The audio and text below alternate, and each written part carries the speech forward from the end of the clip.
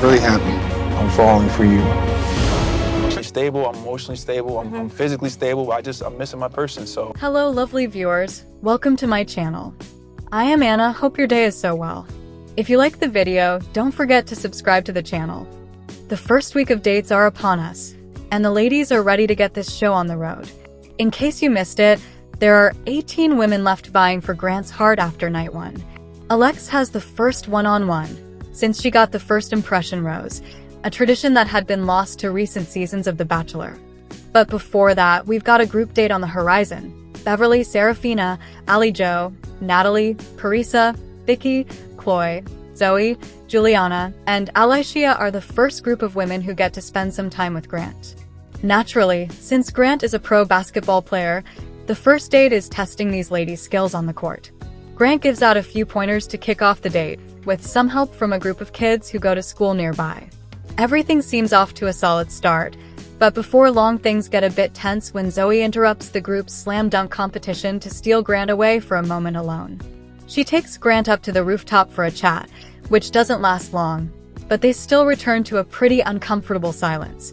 Before they can get back into the swing of things, host Jesse Palmer steps in to announce that the fun and games are over, and the women will now be playing a game of 5-on-5 in the hopes of impressing their man.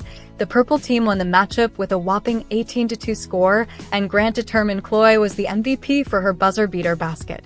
Of course, the date didn't end there. Later that night, the ladies gathered with Grant for a cocktail party. After a toast, Grant pulled Chloe aside for another moment alone to share a bottle of champagne. They both acknowledge they're starting to form a connection, and it doesn't take long for Grant to go in for a kiss. While Grant is away, the other women confront Zoe about stealing Grant away during the slam dunk competition, but it doesn't seem like Zoe regrets her decision at all, even though most of the other women are aligned that they felt disrespected by it. In fact, Zoe goes so far as to interrupt Grant's one-on-one conversation with Juliana a few moments later as well, which only stokes the flames. At this point, the women are pretty fed up, though it remains to be seen how they might address the situation with Grant.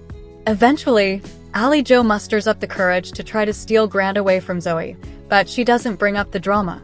Instead, she focuses on deepening her own connection with Grant, only to be interrupted once again by Zoe. It's not hard to imagine how this goes over with the rest of the women.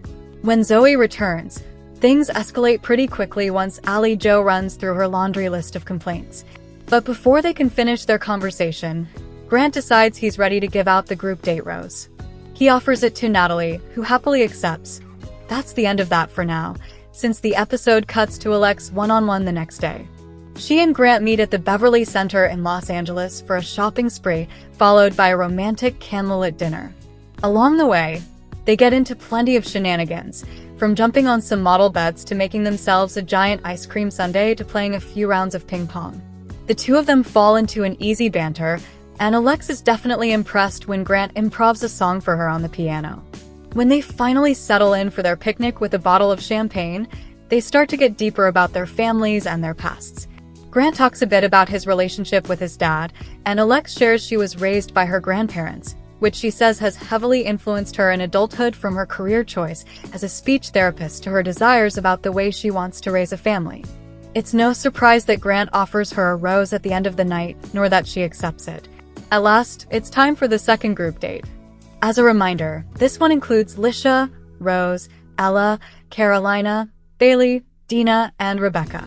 They meet Grant at the Bellwether Theater, where they're surprised by Mario performing "Let Me Love You." Grant says he asked Mario to join them because he's great at expressing how he feels through his songs, and they're challenging the women to write a song to Grant, which they will perform in front of a live audience. They've even brought in choreographer Robin Anton to help them prepare some dance moves. No pressure. Grant kicks things off with a freestyle of his own to get the vibes going, and then it's time for the Backstreet Girls, named courtesy of Mario, to take the stage. They perform a group dance routine before each taking their time in the spotlight to sing what they've written. Carolina wins, and her prize is a special moment with Grant while Mario performs. All the women are hoping to make a good impression on Grant during the cocktail party, because the group date rose is still up for grabs. But Grant is immediately put off by the energy in the room when he shows up, because he feels like the women are acting a bit awkward despite having a great time earlier. He pulls Rebecca aside, and one of the first questions he asks is whether he's doing something wrong to establish that energy. Rebecca reminds him that sometimes it can be awkward when the women put themselves out there only for him to be more impressed by someone else, and for them to experience his intimacy with other women. He takes that criticism in stride and vows to be a bit more attentive to that. In fact, he brings it up in multiple conversations to reassure the other women that he does see them.